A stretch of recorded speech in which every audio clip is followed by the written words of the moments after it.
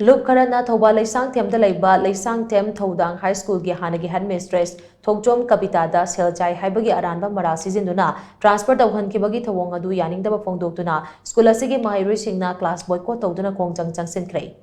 Kongjang Changsiliba Mairu Singna Pongdorapada, Laisang Tem the Laiba, Lanai Lup Karana, Manipur Lenga Education Minister da Gerald Pishinduna, School Asigi Hanagi Headmistress, Thokjom Kapitana, Mahiri Singdagi P. Lawi Haina Wakatuna, School Asidagi Transport of Hankibani, Mahaki Matakta Siriba Maralasi Aran Bani Amade, Yumpam Yaudabani, Thawangasi Akan Mamong the condemned away, Headmistress, Thokjom Kabita Pung Kunmarigi Manunda, School Asida Amukana, Tabira Kadabani Hanaso, Mahiri Singna demand Taurakli, Hiramasiga Mari Laidana, Ngasi Ayu School Asida Pangtoka Pau Gimifam Amada, Laisang Tem, Chaukat Lupki, President, Tayan Zamuhindrona Hai.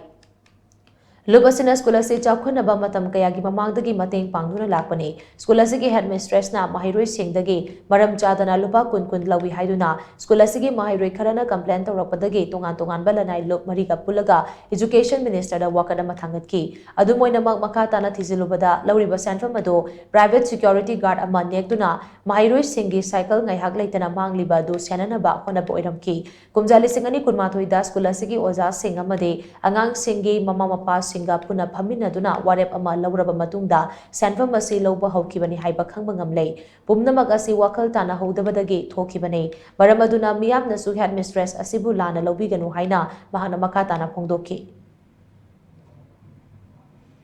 School ki headmaster ki details, convener details,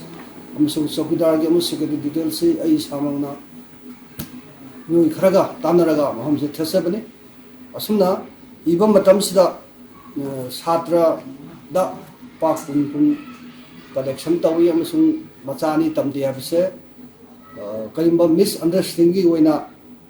khoina ijabne tawodu hariba committee ga pullaga pa yanaragal pa kun habise security ki pibo ramne amasung mayang phanamo ramne mana chaba thapa phatawdi tawba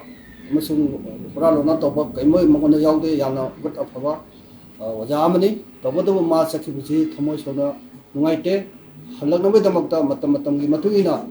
Kuisharia Minaragat, one of Shana Yamba.